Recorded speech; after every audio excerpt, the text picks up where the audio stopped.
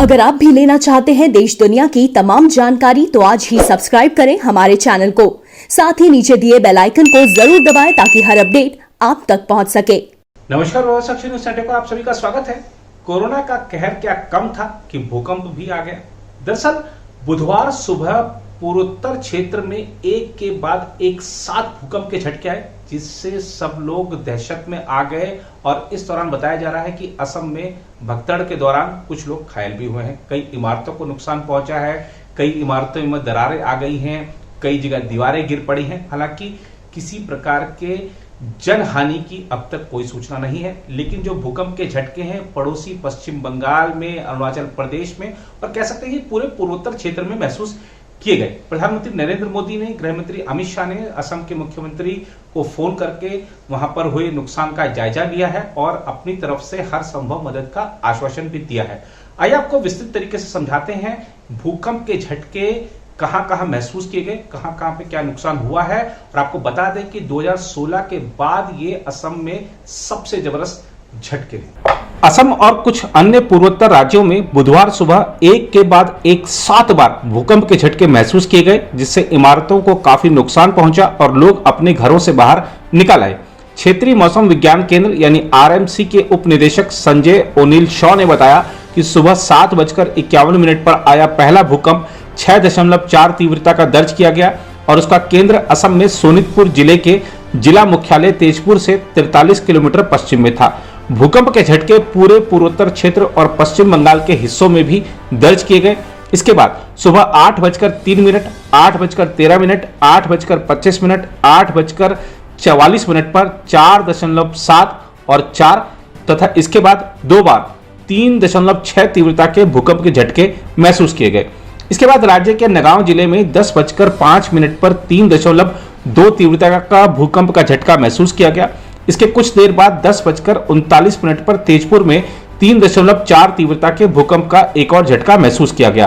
प्रधानमंत्री नरेंद्र मोदी ने असम के मुख्यमंत्री सर्बानंद सोनोवाल से बात की और भूकंप से हुए नुकसान के बारे में जानकारी ली। उन्होंने ट्वीट किया, असम के मुख्यमंत्री श्री सर्बानंद सोनोवाल जी से राज्य के कई हिस्सों में भूकंप के संबंध में बात की, केंद्र से हर संभव सहायता का आश्वासन दिया है। मैं असम के लोगों के कुशलक्षेम होने की प्रार्थना करता हूं। गृह मंत्री अमित शाह ने भी मुख्यमंत्री सोनोवाल से फोन पर बात की और उन्हें आश्वस्त किया कि केंद्र असम के लोगों के साथ मजबूती से खड़ा है। उधर कांग्रेस नेता प्रियंका गांधी वाड्रा ने कहा, भूकंप और कोविड-19 की दूसरी लहर की दोहरी मार झेल रहे मेरी असम के बहनों और भाइयों, मैं आपको अपना प्यार और दुआएं भेजती हूं। उधर मुख्यमंत्री सोनोवाल ने हर किसी से सतर्क रहने का अनुरोध किया और कहा कि वह सभी जिलों से जानकारियां ले रहे हैं। भूकंप के झटके पड़ोसी अरुणाचल प्रदेश, मेघालय और पश्चिम बंगाल के उत्तरी हिस्सों समेत पूरे क्षेत्र में महसूस किए गए। लोग महामारी के बढ़ते मामलों के बीच सामाजिक दूरी और अन्य कोविड दिशा निर्देशों को नजरअंदाज करते हुए अपने घर से बाहर निकल पड़े। किसी के हताहत होने की खबर नहीं है, लेकिन घबराहट की वजह से घर से बाहर निकलकर भागने के दौरान कई लोगों को मामूली चोटें आई हैं।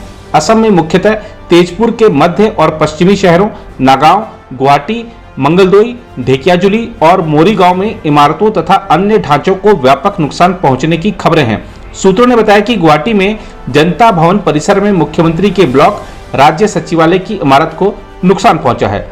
गुवाहाटी में लग्जरी ताज विमानता में भी काफी नुकसान हुआ है। होटल की प्रवक्ता इंद्राणी फुकन ने बताया कि होटल की कांच की कई खिड़कियां, छत और दीवारें टूटकर गिर पड़ी। हालांकि गनीमत है कि किसी कर्मचारी या आगंतुक को चोटें नहीं आई।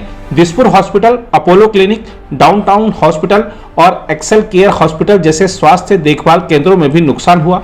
नगांव में एक बहुमंजिला इमारत झुक गई, जिससे लोगों के बीच घबराहट पैदा हो गई। राज्य में कई मकानों, अपार्टमेंट, इमारतों और शॉपिंग मॉल्स में भी दरारें आ गई हैं और कई वाहन भी क्षतिग्रस्त हो गए हैं। ढेकियाजुली के विधायक अशोक सिंघल ने जमीन में दरारें पड़ने और उनमें से पानी निकलने की तस्वीरें ट्वीट की हैं। हालांकि अभी इनकी पुष्टि नहीं की जा सकी है। शिलांग में भूकंप के झटकों से लोग उठ खड़े हुए और डर से कई लोग अपने घरों से बाहर निकलने लगे।